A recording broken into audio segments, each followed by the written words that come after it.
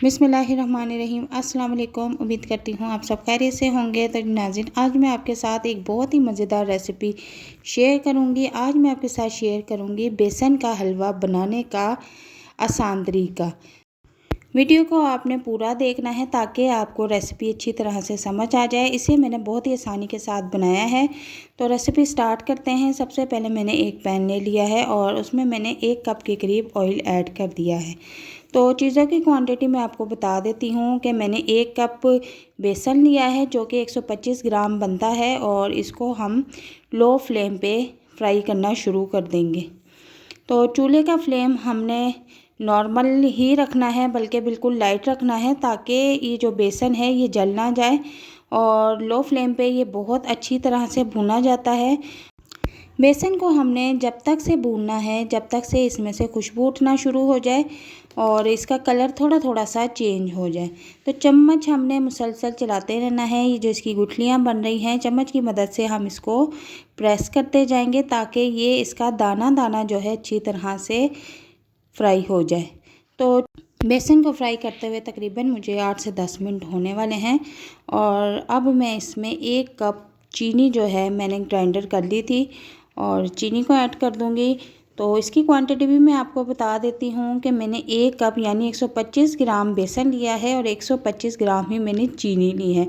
चीनी मैंने ग्राइंडर में पीस ली थी। आप भी ग्राइंडर में पीस के ही इसे इस्तेमाल करें। अगर आप साबुत चीनी ऐड कर देंगे तो वो मेल्ट नहीं होती और आपको हलवा बनाने में बहुत परेशानी होगी।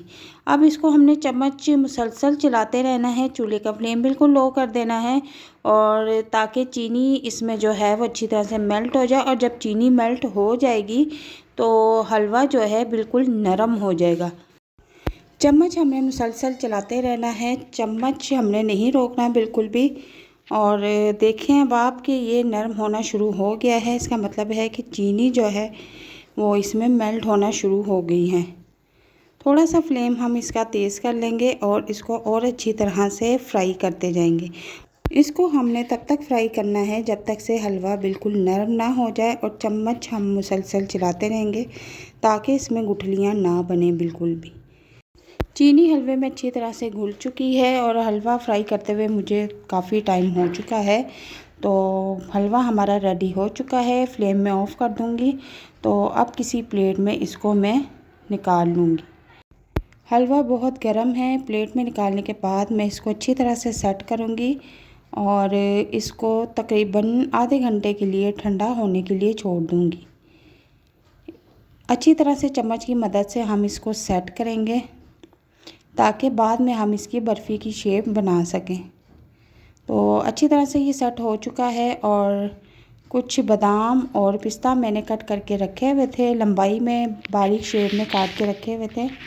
तो वो इसके ऊपर मैं अभी फैला दूँगी। पिस्ता बादाम फैलाने के बाद मैं चम्मच की मदद से इनको अच्छी तरह से प्रेस कर दूँगी ताकि जितना भी मैंने ऊपर गिरी मेवा रखा है वह सारा हलवे के साथ चिपक जाए। तो अब आधे घंटे के लिए मैं इसे रेस्ट पे छोड़ दूँगी। तो जनाब आधा घंटा गुजर चुका है। तो देखें माशाल्लाह हमारा बेसन का हलवा बहुत मज़ेदार बन के रेडी हुआ है। इसे बेसन की बर्फ़ी भी कहा जाता है और बहुत ही टेस्टी बन के रेडी होता है और बहुत ही कम चीज़ों से बनता है।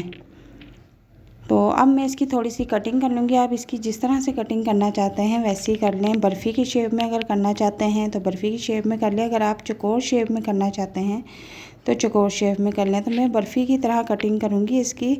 देखने में भी बहुत मज़े का लगता है और खाने में भी बहुत टेस्टी होता है। तो एक मैं आपको बर्फ़ी की टुकड़ी उठा के दिखाती हूँ। बहुत ही यम्मी और टेस्टी बन के रेडी हुआ है। तो इस रेसिपी को आप घर में ज़रूर ट्राई कीजिएगा। और अगर आपको ये वीडियो रेसिपी पसंद आती है तो इसे लाइक शेयर ज़रूर कीजिएगा। और अगर हमारे चैनल पर नए हैं तो हमारे चैनल को भी ज़रूर सब्सक्राइब कीजिएगा। वीडियो में अगर कोई बात अच्छी लगी हो तो कमेंट बॉक्स में लाजमी बताइएगा। और नेक्स्ट वीडियो में कौन सी रेसिपी देखना चाहते हैं काइंडली कमेंट बॉक्स में लाजमी बताइएगा। मिलते हैं नेक्स्ट वीडियो में एक नई रेसिपी के साथ। तब तक के लिए इजाज़त चाहती हूँ। अल्लाह हाफिज़।